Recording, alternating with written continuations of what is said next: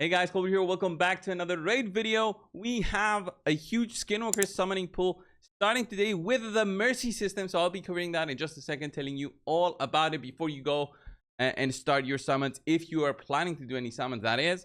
Also, this week will be huge for every single player out there. We will be having on the 21st, the Loki loyalty login program, where in 7 days, you'll be able to get Loki for free. So you log in 7 days, you pick up Loki, then another 7 days for 2-star soul, and then phase 2 will start as per the information provided to us by Plarium. So Loki will be a champion that everybody gets, and then there's going to be another 3 champions alongside the event dungeon coming through all the way until October. So it's going to be a good, well, remaining of the month, the last 10 days of August for the summer. It's going to be cool. The Asgard Rising events. I definitely think we're going to have some cool champions. Have not tested them yet. We will be getting access to the test server. I'm not going to spoil anything until, well, haven't even seen it. So I guess you guys will know when we are able to release the information. So keep in touch with the channel. Subscribe if you haven't already. Thank you all, guys. So the Skinwalker summoning pool. This is the Prism Shards that you can acquire through sometimes through specific tournaments and sometimes through specific events. Usually the free-to-play using their energy can pick up 1 or 2 summons, the amount of Prism Shards for summons, okay? 35 Prism Shards equal to about 1 Sacred Shard in terms of the chance to get a legendary. But now we have this very huge change with the headline champion being the Unity champion, okay? The Aura faction, Unity, whatever it's called. The champion that has very specific skills which unlock with more Skinwalkers or more members of their faction in the same team. Bowling Freewalker, I made a video in the past. Check my couple past videos I posted. And this guy is a crowd control king. He is very strong for stunning enemies, very easy to stun the enemies, and also gives the ability to every single ally you have, even if it's a non-faction ally, to get a chance to stun. So that is something unique, something really nice to consider if you're somebody who's struggling with progression. But it's a 2% chance. This didn't used to be the change. So this is basically a nerf to the Prism Shard system in terms of the chances for you to pick up the Unity champion. Also, sometimes we get less champions in the Unity in the legendary pool. Sometimes we get more. So the chances would have been actually better sometimes to pick up this champion, the one that basically everybody is looking for, because these champions are very limited in the way that we can acquire them. Summoning shard pools, and then sometimes through 10x, or I don't think they ever done 15x, but 10x for sure. So with this change, it's a strictly 2% chance. It's much worse than before. So if you were planning to get him, or in the future if they have this same chance, it's gonna be worse. So it really depends on how good that champion is and whether it's going to be worth it for you.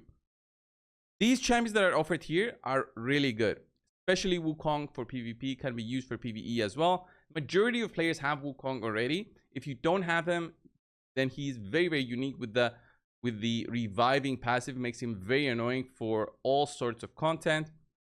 And then we have really high damage dealers such as Razzlevar, can be used for things such as the Hydra, Fire Knight, straight up dungeon fighting, and even the clan boss, although he has a very unique A1 which can make it annoying to speed tune him for clan boss.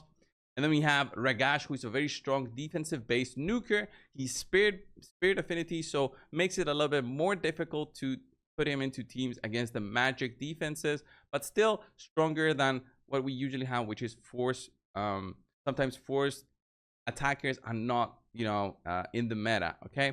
And then we have some other champions such as Gwendolyn, definitely has her uses. We have Samson the Masher, very good for, I would say, the Cursed City. If you have some issues in there, you have Samson, you'll be able to do some solid damage. And then Snake Track has definitely his uses, even for the Hydra, Clan Boss. There's definitely places you can use him, but honestly, these 3 are the ones featured that are really worth it. The other champions on the Skinwalker faction that I would say are nice here to get would be Weregren. If you get him, it helps you get Mikage. And then the others in terms of straight up damage is Fane for unkillable teams on the clan boss. Steel Skull is very nice for Cursed City. with the defense up and the heals that he provides. Then all of the others have very niche specific uses, which I won't cover. What we do have now is a big change to how these events work with the Mercy system. So now they've introduced Mercy system for the Prism Shards, something we really asked for in the past. And I'm gonna be honest, I never thought they would add this, but them adding this is a good step forward. Another thing that they should have added was a way for us to actually see how far along we are in terms of Mercy. Maybe they won't ever add this, but that would have been nice. So this will basically change every single time we have this Prism summons, is what I'm guessing. And then also, guys, the Mercy system has now been introduced. I am not sure whether the Mercy system will change with each Prism Shard event week we'll have in the future. But with this, the way that it stands right now, the Mercy system here is very similar to the other Mercy systems we have already for summons. But this time around, this starts with 20 summons without getting a legendary. I assume that they've introduced the system today, so it's going to count from 0 from today moving forward. What does this mean? How many shards do you need to pick up a legendary?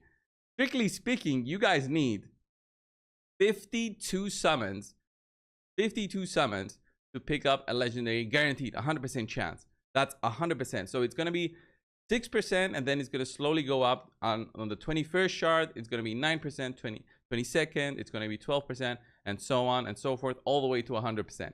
You're never going to reach that amount of shards, but for the very unlucky people, you might reach 30 or 40 summons without a legendary. And 40 summons, guys, would bring you to about a 66% chance to summon. I'm looking at the numbers that I've put on the spreadsheet, by the way.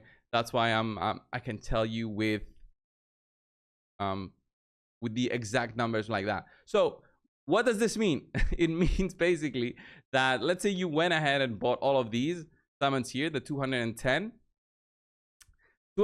times 5 would give you roughly 32 summons, 31 summons and a bit, 31 summons and a bit for $250. That 31 summons, if you have absolutely the worst luck, guys, it will bring you to the mercy of 39% chance to pick up a legendary. Very unlikely you won't pick up a legendary with 30 summons with $250 spent, but I'm just saying it's there. And the chances here for the headline champion are a little bit different, since the chance here is lower in general. So if you just want to consider the headline champion, I'll tell you the odds right now. So for the headline champion, it's about at 53 summons, in case you get really unlucky to pick up the faction champion. But again, for this specific banner, he's not really worth it. I would say to go all in to get a +4. He's nowhere near close to the power that Teox has, okay, in terms of just sheer power. So have that in mind before you go crazy on summons. Overall, I think it's a good thing we have the Mercy system. It's just going to add up and add up when we have things such as this one, which is the Sand Devil turn attack. I am guessing we'll have some Prism Shards in there as a top reward. And I'm also guessing in the future, we'll probably see some sort of event here with rewards, maybe like a Dungeon Divers throughout the week now, that it's going to give us 35 Prism Shards in order for us to do one summon. Okay, but the Dungeon Divers is much more expensive, I would say, than the Sand Devil turn attack. With that in mind, guys, have a good rest of your week.